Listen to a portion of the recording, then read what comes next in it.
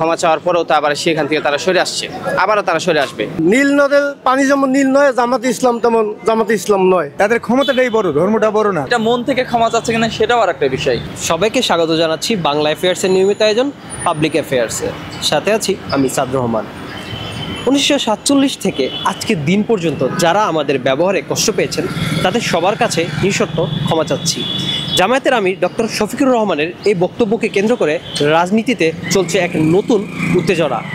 সাধারণ মানুষ কি ভাবছেন, তারা কি মাফ করবেন জামায়াত ইসলামকে? চলুন জেনে নেওয়া যাক।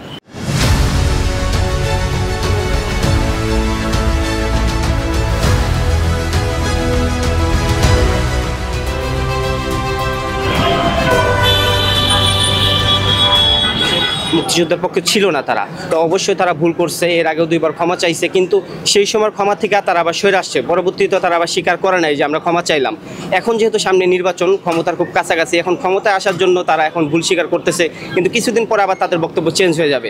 তারা আবার সেই ধানাই পানাই করে কথা ঘুরিয়ে ফেলবে। কিন্তু এখন জনগণের মন কাড়ার জন্য শুধু তারা বলতেছে যে আমরা ক্ষমা চাচ্ছি, কিন্তু আসলে বিষয়টা এরকম না, বিষয়টা ভিন্ন। নির্বাচনের পরে বিষয়টা ভিন্ন হয়ে যাবে। তারা তো এর আগেও দুইবার ক্ষমা চাইছে, ক্ষমা চাওয়ার পরেও তো আবার সেখান থেকে তারা সরে আসছে, আবারও তারা সরে আসবে। এই কাজগুলো হলো তার অভিনয়। তারা অনেক সময় এরকম করছে।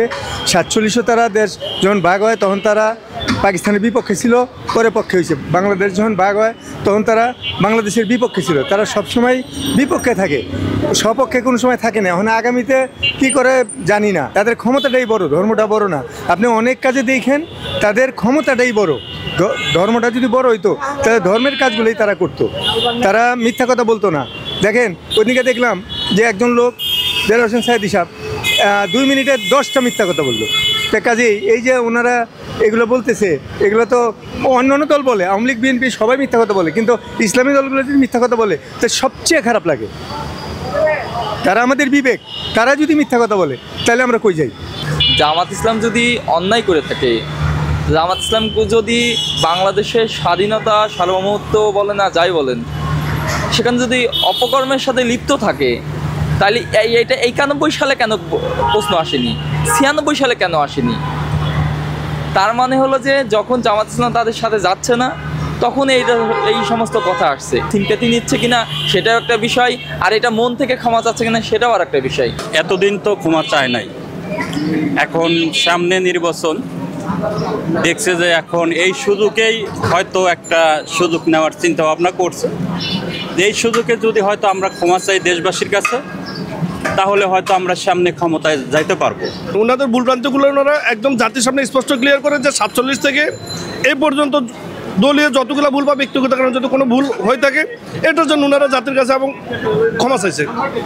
এটা আমার দৃষ্টিকোণ থেকে এটা ভালো, কিন্তু এটা নির্বাচনকে দেখতাম যে নির্বাচনকে সামনে রেখে মানুষের মধ্যে জায়গা করে নেওয়ার জন্য এরকম না।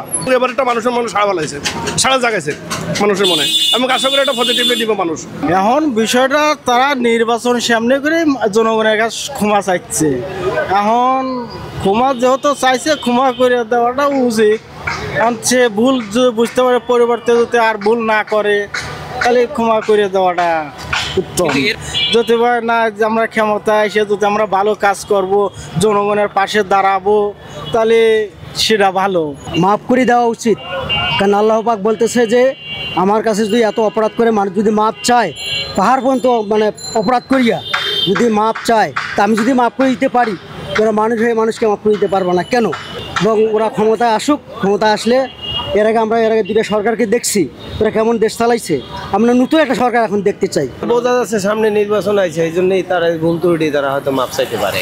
যদি ভুল তারা করে থাকে তা স্বীকার করলে সাধারণ জনগণ ক্ষমা করে দিতেও পারে। সামনে নির্বাচনের উপলক্ষে একটা দল হিসাবে তাদের যে আমির সাহেব বলছে সে নিজে বলতে হবে সে কতটুকু সত্য বলছে, নাকি সামনে নির্বাচন থেকে জনগণের মনে ও ভাব বা জনগণের ম্যান্ডেট নেওয়ার জন্য সে বলছে, এবং সে নিজে বলতে পারবে।